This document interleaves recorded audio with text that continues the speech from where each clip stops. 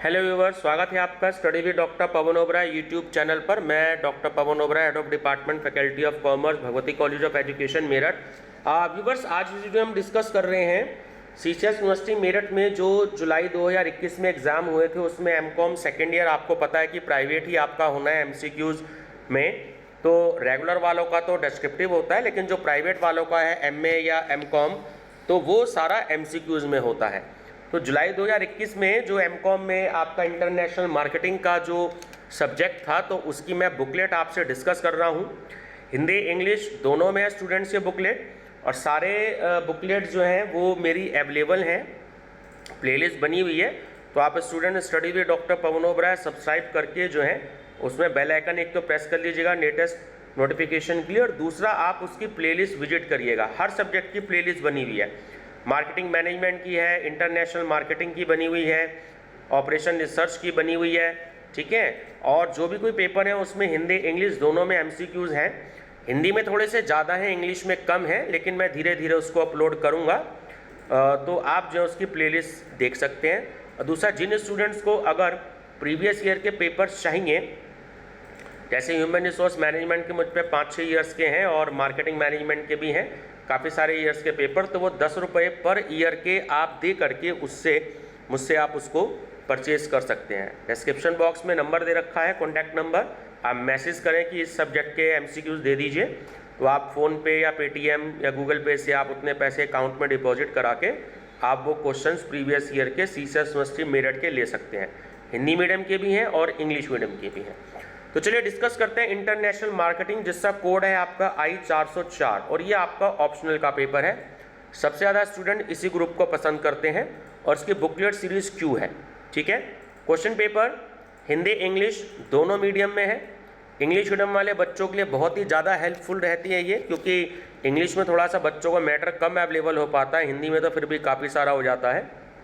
तो मैं डिक्टेट तो हिंदी मीडियम में कर रहा हूँ, लेकिन आंसर दोनों में है, हिंदी में भी और इंग्लिश में भी।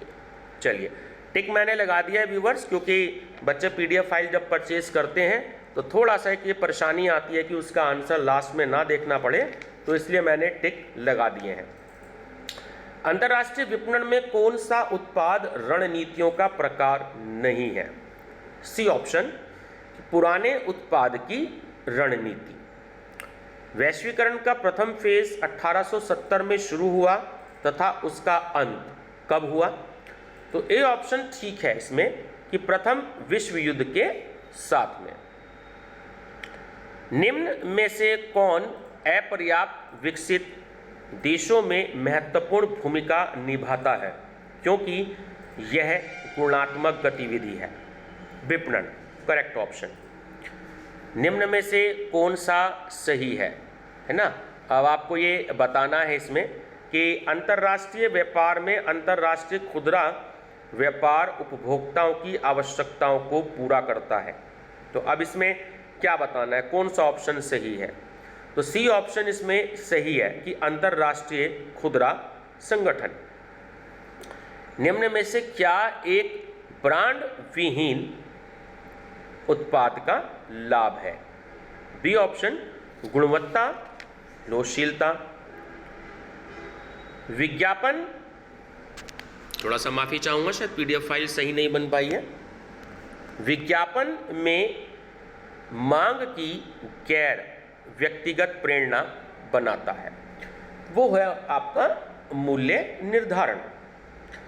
डैश चालू खाते में शामिल है।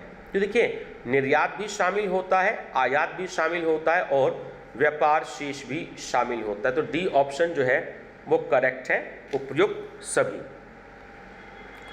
कीमत उन सभी दशाओं का मौद्रिक सार है जो कि एक उत्पाद को मूल्य प्रदान करता है। यह कथन किसका है?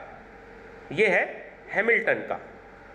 संयुक्त राष्ट्र संघ निम्नलिखित विनिमय दर प्रणाली लागू करता है। तो अस्थायी दर ध्यान रखेंगे। स्थानीय ब्रांडों की तुलना में वैश्विक ब्रांड में यह लाभ है, तो वो होता है विपणन प्रभाव, जो मार्केटिंग इंपैक्ट है, ठीक है। ऑप्शन नंबर ए करेक्ट है। उत्पाद विभिन्न माध्यमों के द्वारा उपभोक्ताओं के हाथों में पहुंचता है।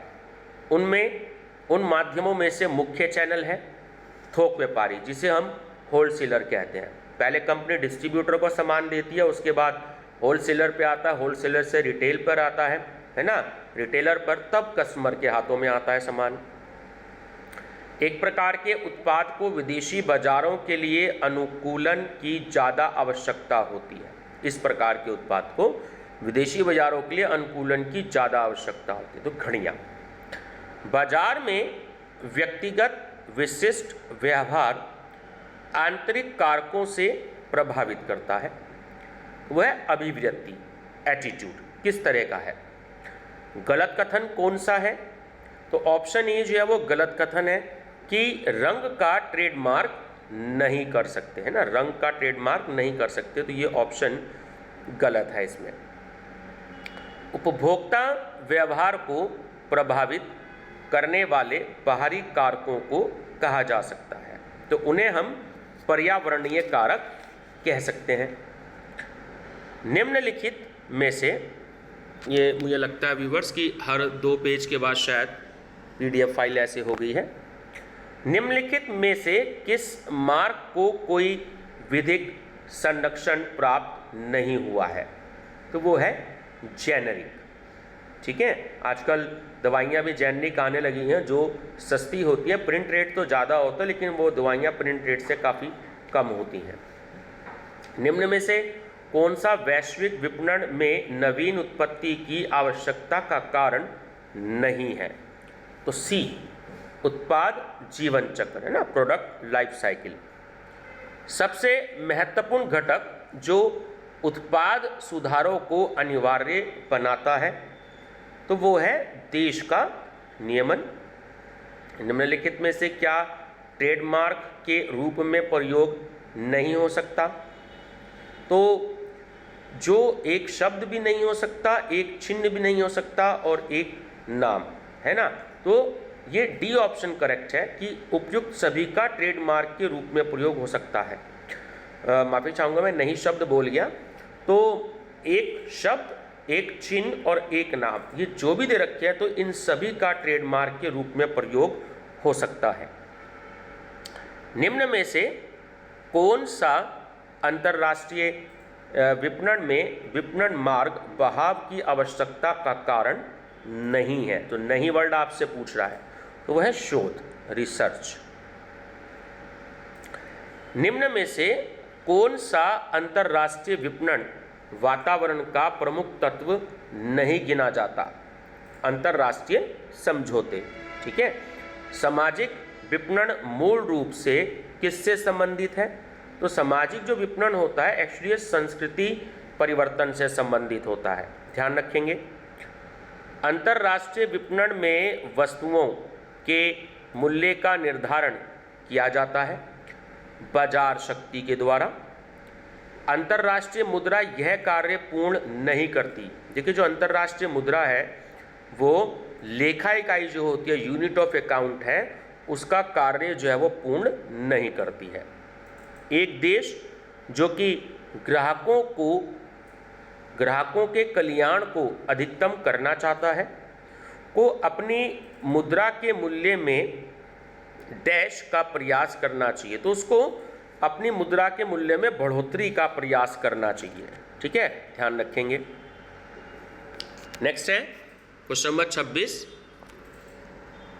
वह देश जहां पर एमएनसीज का हेडक्वार्टर स्थित होता है तो वो क्या कहलाता है? एमएनसीज मतलब मल्टीनेशनल कंपनीज, बहुराष्ट्रीय कंपनियां, तो उसे हम कहते हैं स्वदेश, जो हमारा होम कंट्री होता है। निम्न में से कौन सा तरीका विज्ञापन प्रभावोत्पादकता का नहीं है? तो क्षमतानुसार परीक्षण। पूर्ण लागत लाभ का सिद्धांत किसने दिया? तो वो दिया एडम स्मिथ ने। जब एक आयातक देश कुछ उत्पाद श्रेणियों के आयात के लिए एक सीमा निश्चित कर देता है तो उसे क्या कहते हैं? तो उसे हम कहते हैं कोटा। ठीक है, अच्छा क्वेश्चन है। निम्नलिखित में से कौन सी अंतर्राष्ट्रीय विपणन में वस्तु संवर्धन की युक्ति नहीं है? वो है आपकी मूल्य वृद्धि। कौन सा संस्थान निर्माणी और पूंजीगत वस्तुओं के निर्यात के लिए निर्यातकों को वित्त उपलब्ध कराता है? तो वो है हमारा आयात निर्यात बैंक, जिसे हम शॉर्ट में एक्सिम बैंक कहते हैं ना, एक्सपोर्ट इंपोर्ट बैंक। निम्न में से कौन सा अंतर्राष्ट्रीय बाजार के परिचालन का रूप नहीं है? तो पर्यटन और परिवहन नहीं पूछ रहा है आपसे, पर्यटन और परिवहन, ठीक है। संस्कृति का अर्थ है, तो संस्कृति का जो अर्थ है ऑप्शन ए, वो सांस्कृतिक मूल्य, भाषा और परंपरा का होता है। एजेंट मध्य आदमी का उदाहरण है। देखिए एजेंट जो है एक्चुअली उसको दलाल का उदाहरण है, मध्य आदमी है ना, तो उसको हम दलाल कह सकते हैं। ट्रिप का क्या पर्याय है? यानी कि ट्रिप्स का रेफर पूरा नाम देखिए, इंग्लिश में थोड़ा सा ज़्यादा आसानी रहेगी इसको देखने में। तो ट्रिप्स का TRIPS इसका पूरा नाम होता है आपका trade related intellectual property rights, ठीक है। Trade related intellectual property rights, व्यापार संबंधित बौद्धिक संपदा अधिकार। अच्छा क्वेश्चन है, काफ़ी इंपॉर्टेंट है, तो थोड़ा सा आप इसे देख के जाएंगे। नेक्स्ट है अंतर्राष्ट्रीय व्यापार के कारण मुद्रा प्रसार क्या होता है? सॉरी, अंतर्राष्ट्रीय विपणन के कारण मुद्रा प्रसार जो इन्फ्लेशन है क्या होता है? तो वो घटता है, कम होता चला जाता है। अंतर्राष्ट्रीय विपणन में शामिल है, अंतर्राष्ट्रीय विपणन में जो विदेशी विपणन होता है वो शामिल होता है। ऑप्शन बी सही है। विक्रय की प्रक्रिया में अंतिम चरण डैश चरण होता है, तो वो होता है ऑप्शन डी, पालन करना। दर्शक चयनात्मकता के लाभ विज्ञापन प्रतियोगिता न होना व व्यक्ति विशेष की महिमा किस प्रकार के मीडिया पर लागू होता है? वो है ऑप्शन सी, प्रत्यक्ष मेल, डायरेक्ट मेल। एशियान का सदस्य नहीं है। देखिए बहुत इंपॉर्टेंट क्वेश्चन है। एशियान जो श्रीलंका है वो एशियान का सदस्य नहीं है, ठीक है, अच्छा क्वेश्चन है। भारत का वित्त मंत्री अंतर्राष्ट्रीय मुद्रा कोष है ना, IMF का होता है, क्या होता है? वो गवर्नर होता है उसका। भारत का जो भी कोई वित्त मंत्री होगा, फाइनेंस मिनिस्टर, वो इंटरनेशनल मॉनेटरी फंड का गवर्नर होता है। पेपर गोल्ड क्या है? पेपर गोल्ड का पूरा नाम है आपका SDR, ठीक है, स्पेशल ड्राइंग राइट्स, ध्यान रखेंगे। एक विक्रेता को डैश मुद्रा में बिल करना चाहिए, मजबूत मुद्रा में बिल करना चाहिए। उच्च स्फीतिकारी दशा में एक विपणनकर्ता को लेखा प्राप्तियों की वसूली में किस प्रकार करना चाहिए? तो उसको शीघ्रता से करना चाहिए। प्रति व्यापार का सरलतम प्रकार कौन सा है? तो वो होता है हमारा, ठीक है, काउंटर ट्रेड का होता है वस्तु विनिमय, जिसे हम बार्टर सिस्टम भी कहते हैं। चलिए क्वेश्चन नंबर आपका 46 है। एक थोक व्यापारी द्वारा एक उत्पादक को प्रदान की गई सेवा है, तो वो है फुटकर व्यापारी को सलाह। बाजार विभाजन के क्या तरीके हैं? वो भी ऑप्शन ए सही है, पहुंच और उत्तरदेयता। एक वैश्विक मुद्रा, देखिए एक वैश्विक मुद्रा जो होती है वो असंभव है, ध्यान रखेंगे इसको। नवाचारों में सर्वप्रथम डैश में लागू किया जाता है, तो नवाचारों में सर्वप्रथम उच्च विकसित देश जो होते हैं, जो हाईली डेवलप्ड कंट्रीज होते हैं, उनको शामिल किया जाता है। कौन सी कंपनी निजी ब्रांडिंग नहीं करती? तो मिचालिन, हिंस और मित्सुबिशी, ये तीनों प्रकार की कंपनियां ऐसी हैं, है ना, जो निजी ब्रांडिंग नहीं करती हैं। तो इसलिए करेक्ट आंसर है आपका ऑप्शन डी, उपयुक्त सभी। कौन सा रजिस्टर ट्रेडमार्क स्वामियों को संघीय संरक्षण प्रदान करता है? उनका जो प्रमुख रजिस्टर होता है। डैश कारक क्रेता समूहों के विभक्तीकरण के लिए सबसे लोकप्रिय आधार है? वह ऑप्शन बी जनांकीय, जिसे हम इंग्लिश में डेमोग्राफिक कहते हैं। अंतर्राष्ट्रीय विपणन में संवर्धन का अर्थ है, तो ऑप्शन बी सही है कि एक ग्रेड से दूसरे ग्रेड में आना। विज्ञापन के लिए संदेशों का मूल्यांकन इस आधार पर करना है कि कैसे यह उत्पाद अन्य प्रतिस्पर्धी ब्रांडों से बेहतर है, वो है अलग। ठीक है, एक अच्छी अंतर्राष्ट्रीय विपणन योजना में निम्न में से किसे सम्मिलित करेंगे?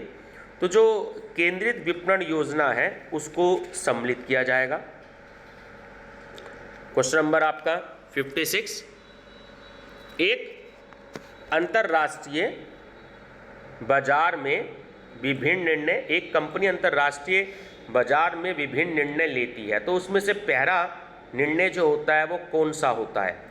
तो ऑप्शन बी सही है कि वैश्विक वातावरण को देखना। उत्पादक से उपभोक्ता तक वस्तु को पहुंचाने का सबसे अहम चैनल कौन सा है? तो वो होता है विक्रेता। देखिए, दुकानदारी होता है जो एक प्रोडक्ट को कस्टमर तक पहुंचाता है। बाजार वितरण का विश्लेषण करते समय एक मार्केटर जब तक ऐसे वितरण को पहचानता है जिसमें सबसे ज़्यादा अवसर है, उस वितरण को क्या कहते हैं? तो हम कहते हैं लक्षित बाजार, टारगेट मार्केट्स। अंतर्राष्ट्रीय विज्ञापन माध्यम में डैश शामिल है, तो देखिए टीवी, रेडियो, इंटरनेट विज्ञापन, ये चारों शामिल होते हैं अंतर्राष्ट्रीय विपणन माध्यम में, ध्यान रखना है। अंतर्राष्ट्रीय वित्त निगम के क्या उद्देश्य हैं?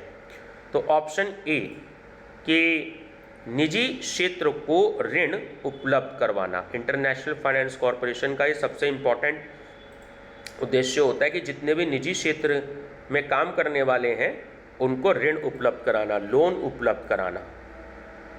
डैश नमूनों का मुफ्त वितरण सम्मिलित है, तो वो है उपभोक्ता संवर्धन में। बाह्य विज्ञापन में सम्मिलित है, जो पोस्टर्स होते हैं वो ध्यान रखेंगे कि बाह्य विज्ञापन में सम्मिलित होते हैं। कौन सा प्रपत्र भुगतान उद्देश्यों की बजाय कोटेशन के लिए प्रयोग होता है? प्रोफोर्मा बीजक, जिसे हम प्रोफोर्मा इनवॉइस कहते हैं। ये साख पत्र की विशेषता नहीं है। जो उच्च जोखिम होता है ना, वो साख पत्र की विशेषता नहीं होते। भुगतान की ये शर्तें आयातकों द्वारा सबसे ज़्यादा पसंद की जाती हैं, तो जो साख पत्र होता है letter of credit, option B इसमें सही है। क्वेश्चन नंबर 66, संयुक्त उपक्रम इस समस्या का समाधान नहीं हो सकता, तो ऑप्शन सी नियंत्रण। जब वस्तु सीधे उपभोक्ता को बेची जाती है तो उसे कहते हैं ई कॉमर्स। आजकल आप देख ही रहे हैं, अमेज़ॉन पे या फ्लिपकार्ट पे आप ऑर्डर करते हैं और सीधे जो है प्रोडक्ट आपके घर पे आ जाता है ना, ई कॉमर्स का उदाहरण है। वैश्विक स्तर की नीलामी की सबसे बड़ी ऑनलाइन वेबसाइट है, तो वो है आपकी ईबे। ध्यान रखेंगे, नीलामी की जो है सबसे बड़ी वेबसाइट ईबे है। स्मार्ट उत्पादों में ज़्यादातर उपभोक्ता उत्पादों से कौन सी आइटम मोड जुड़ी रहेगी? तो सी ऑप्शन सही है, RFID टैग। ठीक है, RFID टैग। एक के अतिरिक्त सभी अंतर्राष्ट्रीय विपणन में मूल्य निर्धारण के आधार हैं, तो वो ऑप्शन सी है कि एक उपयुक्त मूल्य मॉडल का चुनाव। नाफ्टा क्या है? NAFTA। देखिए, जो नाफ्टा जो है एक्चुअली वो एक north American free trade agreement, इसका पूरा नाम है north American free trade agreement. ठीक है, ध्यान रखेंगे। उत्तरी अमेरिका मुक्त व्यापार समझौता। कौन सा अंतर मध्यस्थ एक बार के आधार पर प्रयुक्त किया जाता है? तो वो होता है निर्यात दलाल। कानूनी बाधाएं किन देशों में ज़्यादा होती हैं? तो जो ठंडे देश होते हैं उनमें कानूनी बाधाएं ज़्यादा होती हैं। यूरोपियन पीएलसी यूएस के समकक्ष है, तो वो है आपकी निगम कॉरपोरेशन के। अंतर्राष्ट्रीय विपणन सर्वेक्षण का अर्थ है, तो वो है बाजार अनुसंधान, मार्केटिंग रिसर्च। चलिए क्वेश्चन नंबर 76, विश्व व्यापार संगठन की सर्वाधिक महत्वपूर्ण समिति है? तो देखिए दोनों ही है, व्यापार नीति समीक्षा समिति भी और विवाद निवारण समिति भी। तो सी करेक्ट है, ए और बी दोनों। WTO का प्रथम मंत्री स्तरीय सम्मेलन कहाँ आयोजित हुआ था? बहुत इंपॉर्टेंट क्वेश्चन है। तो सिंगापुर में हुआ था, ध्यान रखेंगे। कौन सी बाजार प्रवेशी रणनीति सबसे ज़्यादा संभावित लाभ और नियंत्रण प्रदान करती है? तो वो है उत्पादन। निम्नलिखित में से क्या रणनीतिक गठबंधन नहीं है? तो ऑप्शन बी एकल उपक्रम। ठीक है, लोगों को स्वाद और पसंदगी के अनुसार क्या प्रकाशित किया जाता है? तो पत्रिका प्रकाशित होती है, मैगजीन्स। अच्छा क्वेश्चन है ये। व्यापारिक गतिविधियों के लिए सर्वाधिक मौलिक पहलू क्या है? तो वो है हमारा वित्त पोषण, जो फाइनेंसिंग होती है। विपणन मिश्रण की अवधारणा को प्रचारित कराने का श्रेय किसे है? देखिए तो बहुत इंपॉर्टेंट क्वेश्चन है, ध्यान रखेंगे। प्रोफेसर नील एच बोर्डन, है ना, कई बार ये एग्जाम में आया है, मार्केटिंग मैनेजमेंट में भी। संपूर्ण विपणन मिश्रण के निर्धारण में किसकी केंद्रीय भूमिका होती है? वो होती है उत्पाद की। बहुराष्ट्रीय व्यापार समझौते के द्वारा विश्व व्यापार संगठन की स्थापना हुई थी, तो वो हुई थी टोक्यो राउंड द्वारा। ये भी बहुत इंपॉर्टेंट क्वेश्चन है।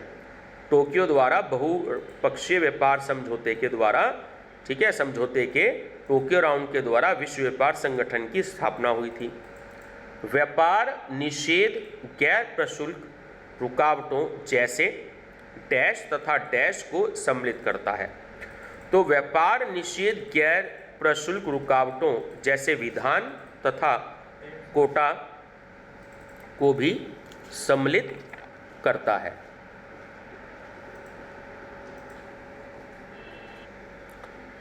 डैश किसी विशेष उत्पाद के मूल्य की सीमा है जो किसी देश में प्रवेश कर सकती है, तो वो है कोटा।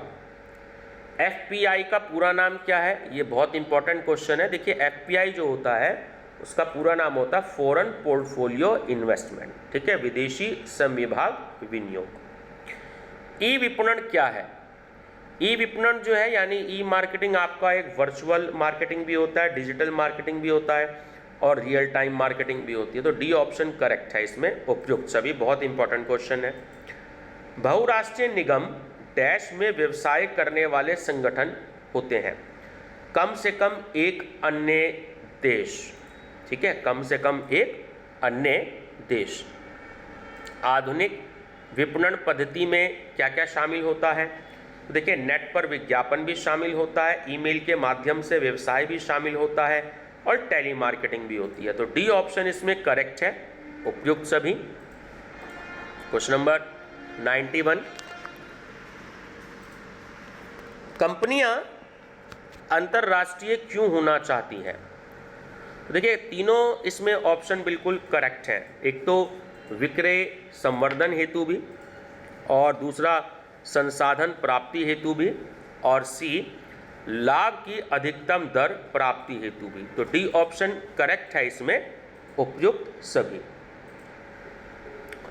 नेक्स्ट क्वेश्चन है 92, निम्न में से कौन सा अंतर्राष्ट्रीय उत्पाद के जीवन चक्र को प्रभावित करने वाला कारक नहीं है? जो सरकारी नीतियां होती हैं ना, वो कभी भी अंतर्राष्ट्रीय उत्पाद के जीवन चक्र को प्रभावित नहीं करती। तो ऑप्शन इसका सही है सी, सरकारी नीतियां। एक्जिम नीति में भारत सरकार ने अपना पहला जो विशेष आर्थिक क्षेत्र है, जिसे हम स्पेशल इकोनॉमिक जोन कहते हैं, वो 2000 और 2001 में स्थापित किया। स्टूडेंट्स, ये बहुत इंपॉर्टेंट क्वेश्चन है, ध्यान रखिएगा। एनटीए नेट में भी आया हुआ क्वेश्चन है ये, कॉमर्स में और इकोनॉमिक्स में। कांडला, ठीक है, ध्यान रखेंगे इसे। यहाँ पे पहला हमारा स्पेशल इकोनॉमिक जोन सन 2001 में स्थापित किया गया था। यह डैश प्रचारक रणनीति है जो विक्रय और व्यापार संवर्धन में उत्पाद को विभिन्न माध्यमों के द्वारा चलाए जाने के लिए प्रयोग की जाती है। तो वो होती है पुश स्ट्रेटेजी। डैश किसके द्वारा ये कहा गया है कि बाजार में स्थान और क्षेत्र दोनों सम्मिलित हैं, जहां क्रेता व विक्रेता सभी में मुक्त प्रतियोगिता एक दूसरे से होती है। तो वो पाइले ने कहा गया, ठीक है, बहुत अच्छा है, पाइले ने।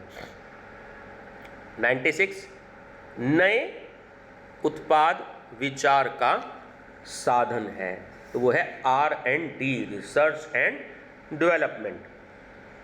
एक ऐसा तरीका जिसका उद्देश्य बाजार को कब्जा करना और बिक्री को बढ़ाना होता है, वह तरीका जाना जाता है। तो वो होता है विक्रय प्रचार, जो सेल्स प्रमोशन होता है आपका। विज्ञापन द्वारा समर्थित प्रचार के दूसरे रूप हैं। तो ए ऑप्शन इसमें करेक्ट है, जो पर्सनल सेलिंग होती है, व्यक्तिगत विक्रय। निर्यात विपणन राष्ट्रीय सीमाओं के बाहर किया जाने वाला विपणन है। यह परिभाषा किस अर्थशास्त्री की है? तो यह है टेपेस्ट्रा बर्न की, ठीक है, ऑप्शन नंबर डी, टेपेस्ट्रा बर्न। और लास्ट क्वेश्चन है व्यूअर्स, निम्न में से कौन सा विक्रय संवर्धन का प्रमुख उद्देश्य नहीं है?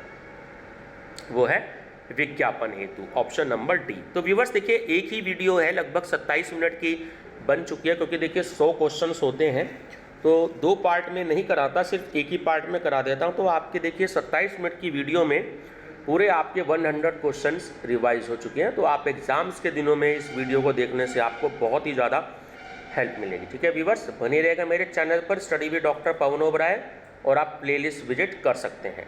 Thank you.